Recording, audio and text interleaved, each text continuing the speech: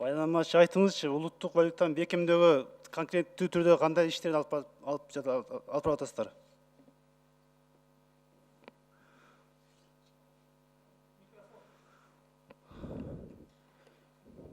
Микрофон иштебейт. Азыр. Рахмат. Урматтуу депутаттар, бул маселе боюнча өздөрү билгендей, былтыр биз атайын ушул экономиканын дедоларизация боюнча биздин ушул атайын иш-чаралар планы бар эле. Ал эми 2016 жылы биз бул иш-чараларды антикризистик программанын ичине киргизип, ал эми баягы ар дайым болуп турчу иш-чараларды ошол өкмөттүн планына киргизилген да. Негизинен бул жерде өздөрү билгендей бир нече тарапта иштер жүргүзүлөт. Бул сөзсүз биринчиден улуттук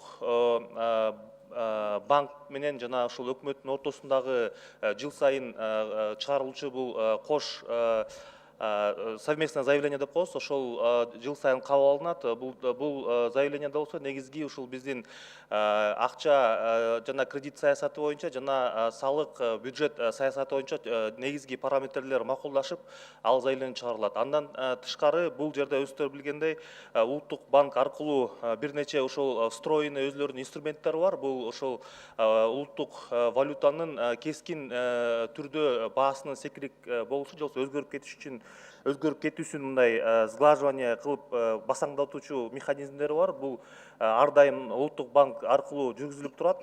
Мындан тышкары дагы ошол жогорку кеңештин тапшырмасы аркылуу улуттук банкка да тапшырма берилген. Ошол биздин валюта базарындагы ошо акчаны алмаштыруу жайлары боюнча дагы баягы көзөмөлдү күчөтүп, аларды дагы ошол карап туруу боюнча. Андан тышкары өздөрү билгендей ушул валютага таасирин тийгизүүчү бир нече каналдар бар. Алардын бири ушул биздин рынокко сырттан келген валютанын санын көбөйтүү боюнча бул бизде өкмөт тарабынан атайын экспортту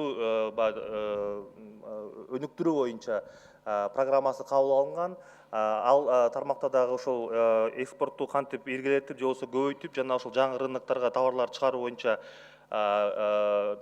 чаралар каралганда. Мындан тышкары өздөрү билгендей ушул ипотекалык кредиттер жагынан дагы ушул улуттук банк жагынан чектөөлөрдү дагы киргизүү боюнча да тапшырма берилген. Бул жерде азыркы күндө жана биздин керектөөчү насыялар деп коебуз, башкача айтканда тигил потребительский кредит, ошолор боюнча дагы улуттук валюта гана же сом түрүндө гана берилсин деген дагы тапшырмасы бар. Андан тышкары ипотекалык кредиттерди дагы ушул улуттук валютага которуу боюнча дагы өкмөт менен ошол улуттук банк аркылуу иш-чаралар жүргүзүп, бүгүнкү күндө ошол баягы ипотеканы алганда иностранный валюта алынган болсо, анда аны ошо сомго которуу боюнча да иштер жасалып бүттү. Рахмат. Урматтуу баяндамачы, биринчи мына биздин рынокты көзөмөлдөйлүбү? Азыр эч ким билбейт, элдин колунда канча накталай наличка доллар бар. Эч ким билбейт, туурабы? Биздин жарандар азыркыга чейин эле машинаны, үйдү доллар менен соода кылат. Америкага барса доллар калаш сатып алсаң болот, наличка. Биринчи ушудан көзөмөлдөбөйсүңөрбү? Бул жазып койсоң кагазга иштебейт да мыйзамыңар. Туура. Мына мисалы Россияда үйдү сатса да, машина сатса да рубль менен өтөшөт. Аларда доллар колдонулбайт, рубль менен баалашат. Бизде доллар менен. Жада калса бабушкаларыбыз да акчасын долларда кармайт жаздын түнүнө. Ушуга кандай конкреттүү иш алып барасыздар? Конкрет айтпайсыздарбы? Кандай ушу күрөш керек? Ушу элде доллар эмес, сом кармаганга.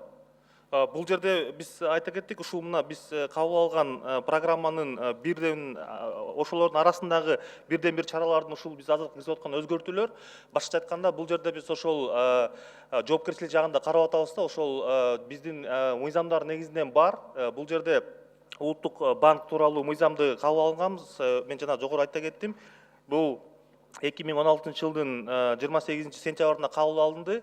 Бул жерде негизи жазылганда ушул биздин сом биздин бирден бир гана ошол единственный платежный средство болуп эсептелет деп жазылганда.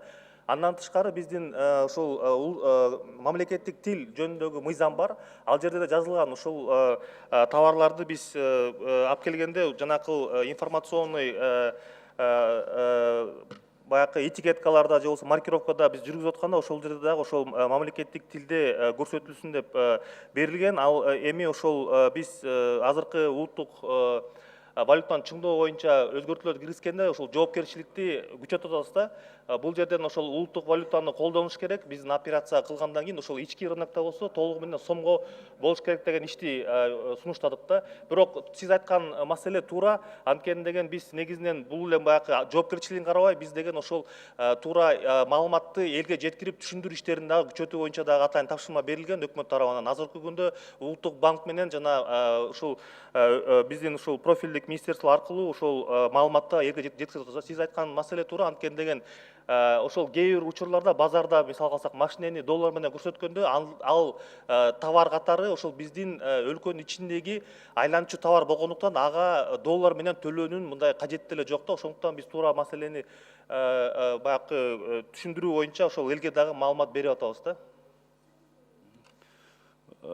Ушуга кошумча накталай менен накталай эмес долларды колдонуу боюнча бир күчтүү механизм иштеп чыгыш керек.